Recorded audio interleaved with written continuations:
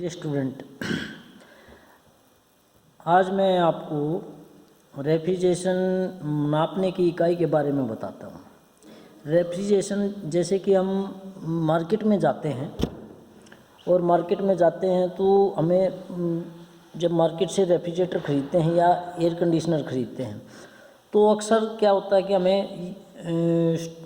हमसे पूछा जाता है कि आपको कितने लीटर का फ्रिज चाहिए या कितने लीटर का आपको ना कितने टन का एयर कंडीशनर चाहिए। ये लीटर और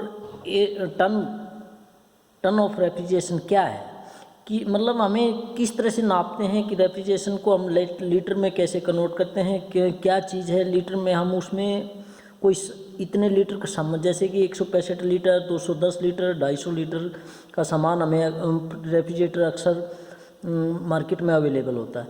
उस लीटर का पैमाना क्या है, उसको कैसे नापते हैं, उसका महत्व क्या है, क्यों हम उसको लीटर में बोलते हैं, क्या हम उस रेफ्रिजरेटर के अंदर उतना लीटर सामान रख सकते हैं या पानी भर सकते हैं, या क्यों हम उसको बोलते हैं कि 165 लीटर का फ्रिज हमें दे दीजिए। ये 165 लीटर क्या है, ये है उसकी टन ऑफ कैपेसिटी, यानी रेफ्रिजरेशन को नापने की जो इकाई है उसे हम नापते हैं टन ऑफ रेफ्रिजरेशन में। टन ऑफ रेफ्रिजरेशन क्या है, ये हमारी एक प्रणाली है, इकाई है रेफ्रिजरेशन को प्राप्त करने की। रेफ्रिजरेशन प्राप्त करने का मतलब हम 24 घंटे के अंदर कितने टन बर्फ़ को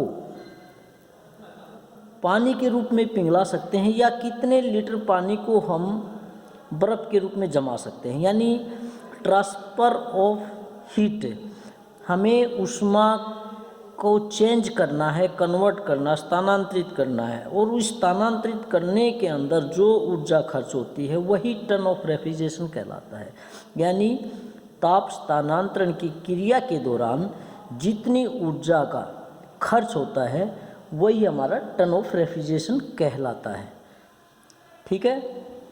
अब टन ऑफ रेफ्रिजरेशन को नापते कैसे हैं, किस प्रकार हम इसको नापेंगे, किस प्रकार हम बताएंगे कि हमें इसकी कैपेसिटी क्या होनी चाहिए और किस तरह से हम उसको मार्केट से फ्रिज या एयर कंडीशनर को परचेज करेंगे। तो आइए मैं इसके बारे में आपको विस्तार से बताता हूँ। रेफ्रिजरेशन को नापते हैं, हमारी जो पैमाना होता है किसी भी चीज़ को नापने के लिए, तो एक होता है FPS, फुट पाउंड, यानी लंबाई को हम फुट में, वज़न को हम पाउंड में, और S सेकंड, यानी समय को हम सेकंड में नापते हैं। इस प्रणाली को बोलते हैं FPS। और दूसरी प्रणाली है हमारी MKS, जो कि हमारे इंडिया में, भारत में प्रचलित है। उसमें क्या है, मीटर, किलोग्राम और सेकंड, यानी दूरी को हम मीटर में नापते हैं, वज़न को हम किलोग्राम में और समय को सेकंड में।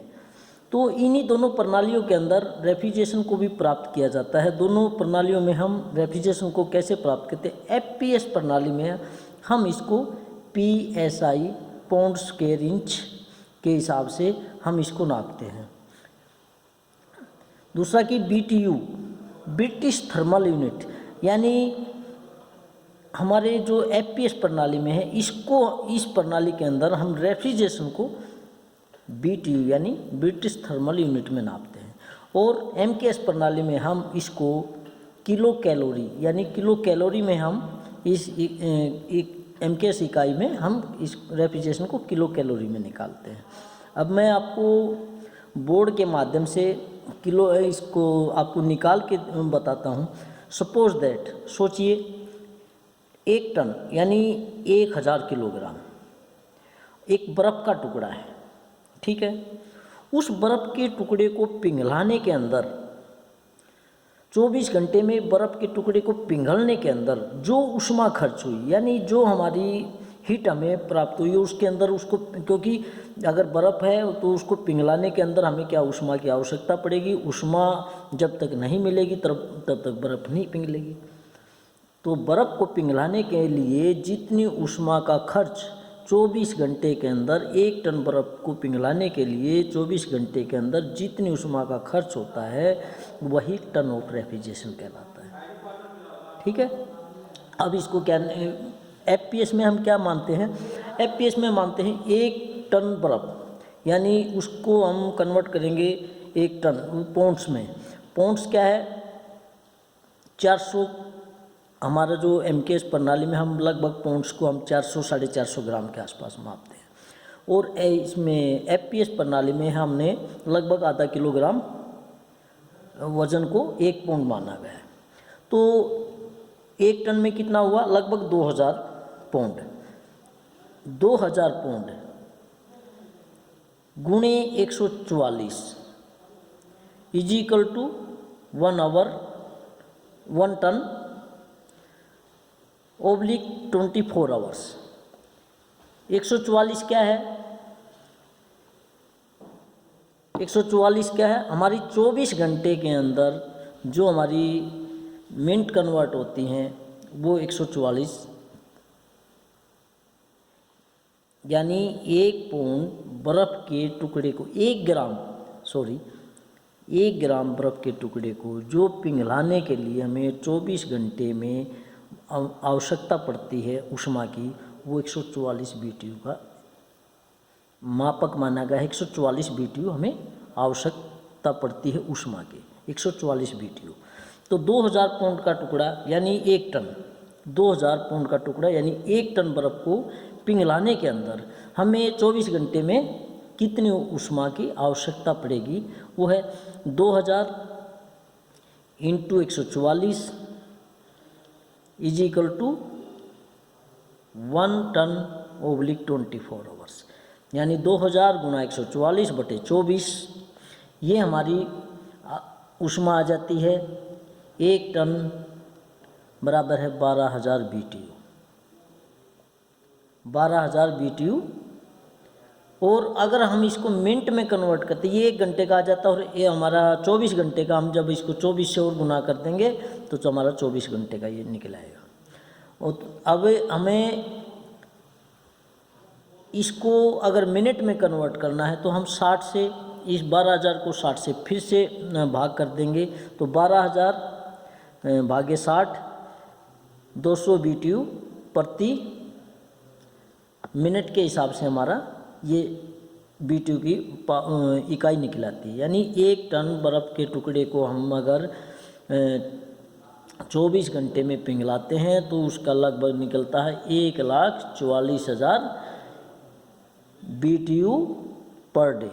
और अगर हम इसको घंटों में निकालते हैं तो 12000 BTU पर डे, और अगर हम इसको मिनट में निकालते हैं तो हमारा आता है 200 BTU प्रति मिनट। अगर हम इसको सेकंड में निकाल लें तो हमारा इजी है, इसको फिर से 60 से हम भाग दे देंगे और हमारा सेकंड में निकल आएगा। तो ये जो BTU है यही हमारा उसको, इस वज़न को, जैसे 2000 हमने पौंड बोला, इस 2000 पौंड को अगर हम लीटर में कन्वर्ट करते हैं तो वही लीटर की कैपेसिटी हमारी आ जाती है। यानी 165 लीटर के फ्रिज को 24 घंटे के अंदर कितनी ऊष्मा की आवश्यकता पड़ती है, उस BTU के हिसाब से हम इस फ्रिज का जो कंपनियां हैं मैन्युफैक्चरिंग करती हैं, या एयर कंडीशनर वाले हैं एयर कंडीशनर की मैन्युफैक्चरिंग करते हैं। अब हमारा आता दूसरी प्रणाली है MKS प्रणाली, यानी जो हमारे इंडियन सिद्धांत हैं उनके हिसाब से जो प्रणाली है उसके हिसाब से हमारा इंडियन प्रणाली है। इंडियन प्रणाली में हम क्या करते हैं, 1 टन को हम मानते हैं इसमें 900 किलोग्राम। जो हमारा रेफ्रिजरेशन सिस्टम है उसमें हम इसको 900 किलोग्राम वज़न मानते हैं 1 टन को। और 900 किलोग्राम इसमें क्या है, एक ग्राम को हम निकालने के लिए हमारी इसमें कैलोरी जो है, किलो कैलोरी जो ऊष्मा की मात्रा है, किलो कैलोरी 80 किलो कैलोरी हमारी खर्च होती है। तो 900 किलोग्राम को हम अगर करते हैं, 900 किलोग्राम को अगर हम निकालते हैं तो 900 गुणा 80, ये हमारा लगभग 72,000 के आसपास, 72,000 किलो कैलोरी पर डे के हिसाब से आ जाता है 24 घंटे के अंदर।